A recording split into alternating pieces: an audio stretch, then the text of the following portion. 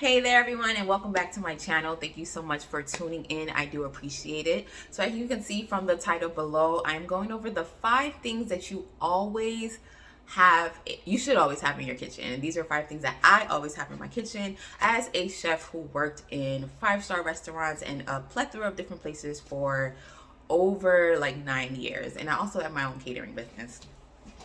So here are the things that I always try to get my clients and people who are just learning how to cook to try and have in their storage or in their fridge, just to help them out as they are going through this cooking journey, and to just have on hand if you do need it, and you likely will, while you are cooking or creating a new dish. So we'll go ahead and get started. The first item is hot sauce, pepper sauce, spicy sauce, right? Salsa caliente or picante. You can see 3 different ones here. All hot sauces are not treated the same, and here's why. Hot sauces are not just to like bring spice to a dish, but it also adds a different element of flavor depending on the cultured dish that you are creating. Like for example, the Scotch bonnet. This is really great for any Caribbean foods that you're making, like for stews, or maybe you're making like fried pork, Haitian fried pork, or maybe you're making Spanish fried pork, or you're making Jamaican oxtails, right? You want to use this as a kick, but it's also the spice that's usually found in that culture's food. I have here, this is not the original sriracha because we all know what's going on with sriracha, but sriracha. I will use this whenever I am making some Asian dishes. Maybe I'm making some pho, or maybe I'm making an Asian inspired soup or some stir fry, right? And I want to have a little bit of kick to it. I would use some sriracha because those peppers are native to that area. And then I have some salsa caliente. This is actually my favorite brand of Spanish salsa. It's called Valentina. But this is one, if you ever gone to an authentic Mexican restaurant, you'll notice that they always have their hot sauce on the counter. I put my other hot sauces in the fridge, but these are always on the counter because pepper sauce in general doesn't really expire because of how it's made. But with this, there are always spices native to Spanish countries that will be in their pepper sauce. And if you notice, Spanish pepper sauce are never as hot as, let's say, the ones from the Caribbean that has habanero or sriracha with those peppers as well. So depending on the cultured dish that I am making, I always have a pepper sauce that connects to that culture because I love the flavor that it adds to the meal, and also I like to have a little bit of kick when I am making dishes. Not super spicy though. The second item I always have in my pantry, in my fridge, and I tell clients to get as well, is vinegar, right? Not just the white kind, but also red wine vinegar, because this is great to make for any dressings that you can DIY and make dressings in your house, especially for those clients who are maybe watching their weight, or for those people who are trying not to buy out as much and they want to DIY dressings. This is great. This is great as well. Now, we all know that there are so many uses for regular white vinegar. You can use it to clean glass, better than Windex. You can use it to clean your meats if you're from the Caribbean and the West Indies. You already know about that. You can also use it to clean your house and for laundry as an alternative for fabric softener. So a lot of uses there. The third item that I always have clients use if they want to learn this, right? And then a lot of individuals usually already have this in their house. It is epis or sofrita, right? Depending on the island or the country that you're from or that you're familiar with. So in essence, it's a mix of fresh herbs and spices.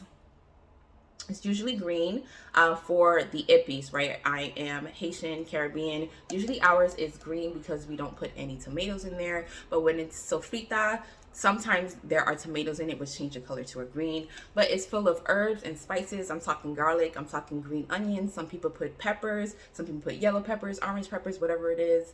And they blend it all together with a bunch of garlic. It smells delightful. So we use this. We add also like the powders. So we add garlic powder, onion powder, and all the other seasonings that you normally have in your pantry are also in here. It's almost like a one and done seasoning.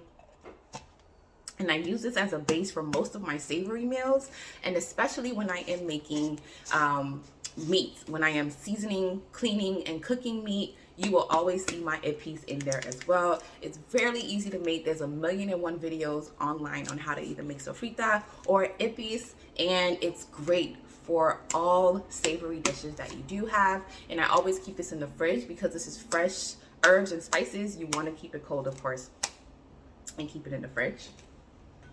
My third item that I always tell clients to have in the fridge or keep on hand are spices, right? So I just mentioned how the spices go into the ippies, and it does, but we also add additional spices. This is why our food is always so immaculate. So dried spices and herbs will always amplify your dishes. Bringing in onion powder, garlic powder, oregano, right? Rosemary are natural ingredients that will step up your dish, and you don't even have to use salts if you don't want to. There's even unsalted seasoning as well if you were trying to watch your cholesterol, your blood pressure, or any other health issue that you did have. But having a plethora of spices, not just garlic and onion, but these are the staples. I think everyone should have these at their houses. But having paprika, having chili powder, having a plethora of other ones, and even trying some new ones, maybe some saffron, if you wanted to venture out into that, will always amplify and build up your flavor profile, as well as whatever dish that you are creating that day as well. And last but not least, 5 Ziploc bags. I know this is a little unconventional, but I am a component of saving what you have, saving some access, and using Ziploc bags, whether that is putting something in the fridge or in the freezer. Let's say you have some leftover soup, everyone ate, you didn't want to have any more the rest of the week, but you know that it's still good and you want to save it. Using a Ziploc bag or any type of container that can go into the freezer can help you save money, save costs, and also reuse and not waste the food that you just made as well. So I have Ziploc bags in so many different sizes. I have the small ones for herbs and spices that I may pick up while I am out at my mom's garden. Or, you know, sometimes I've had instances where I have a glass bottle of seasoning that breaks, and then you can just put the actual seasoning that's left over that doesn't have any glass particles in it in a Ziploc bag just to save or reuse those. You can use Ziploc bags for leftover chips, you know, pretty much anything that you open up that's in a bag that you need to kind of keep the freshness in the bag. You want to use a Ziploc bag. This is also great, like I mentioned, for any meats or soups or stocks that you want to keep and have in the freezer, or even herbs. One of the other things that I always have or use Ziploc bags for are my herbs. So I like to buy culantro, cilantro, sometimes fresh rosemary.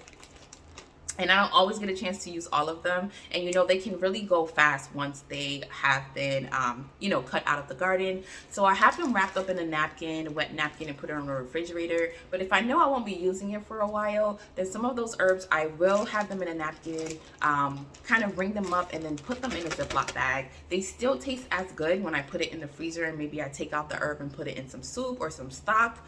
It's lovely. And you can also do like a frozen butter and adding all those herbs as well if you don't want to waste it. But those are my 5 staples that I always have in my kitchen. Let me know if you have any questions below, and also let me know if there's some that you were surprised with or some that you would add to the list. Thank you so much for watching, and I hope you have a great day.